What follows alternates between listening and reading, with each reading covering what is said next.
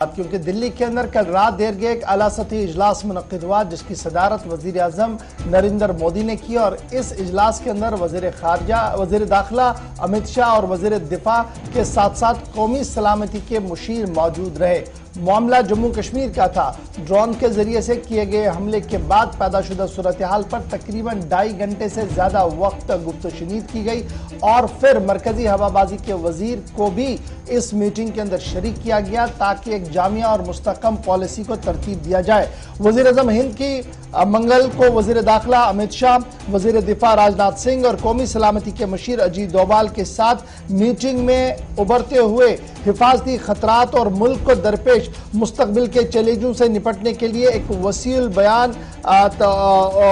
वसी और कसीर जहती पॉलिसी को अडॉप्ट करने के लिए हिकमत अमली को तरतीब देने के लिए और उसे अडॉप्ट करने के लिए वाज़ेह इशारे दिए गए हैं। कल के इजलास में यह इजलास जम्मू एयरफोर्स स्टेशन पर हमला करने के लिए जिस तरीके से वहां पर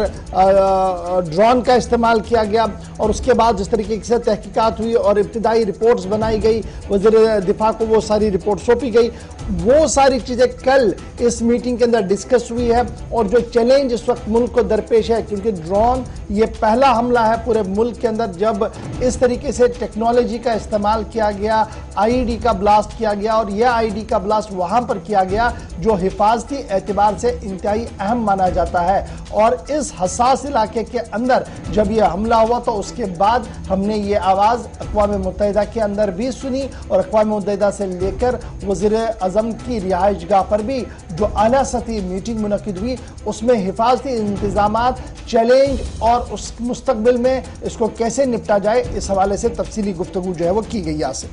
बिल्कुल बड़ी बात है चूंकि इस मीटिंग में वज़ीर दाखिला अमित शाह के साथ साथ वज़ीर दिफा राजनाथ सिंह और कौमी सलामती के मुशीर अजीत डोभाल भी मौजूद रहे और जम्मू कश्मीर के अंदर न सिर्फ जम्मू के ड्रोन हमलों के बाद की जो सूरत हाल है वो वज़ीर आज़म के सामने रखी गई, बल्कि अभी तक चूंकि हमले को तकरीबन 75 से 80 घंटे बीत चुके हैं और उसके बाद यहाँ पर तहकीकाती एजेंसियों की सरगर्मियां काफी तेज हुई, तो उस मुतल्लिक अब तक तहकीकाती एजेंसियों ने क्या इक़दाम किए हैं, कहां तक इन्वेस्टिगेशन पहुंची है और उसके बाद गुज़श्ता रोज जब एनआईए को पूरा मामला सौंप दिया गया वो सारी ब्रीफिंग वज़ीर आज़म के सामने रखी गई है। आज चूंकि इस पर मजीद नजरें रखी जा रही हैं दिल्ली से लेकर कश्मीर तक, जहां पर जम्मू के अंदर आज सीनियर इंडियन एयरफोर्स के अफसरान एक बार फिर जाए वकूअ का दौरा करने वाले हैं और जम्मू एयर बेस स्टेशन के अंदर एनआईए की तरफ से जो तहकीकात शुरू की गई है उसमें यह बताया जा रहा है कि फिजाइया के सीनियर अफसरान खुद हालात का जायजा लेने के बाद मजीद इसमें कुछ पॉइंट्स ऐड करके जो एनआईए के हवाले आज के दिन में सौंप सकते हैं। डिफेंस रिसर्च डेवलपमेंट ऑर्गेनाइजेशन जिसे आप उर्फियाम में डीआरडीओ कह रहे हैं, डीआरडीओ के चीफ की तरफ से यह साफ कर दिया गया कि जो इस वक्त मौजूदा सूरत हाल है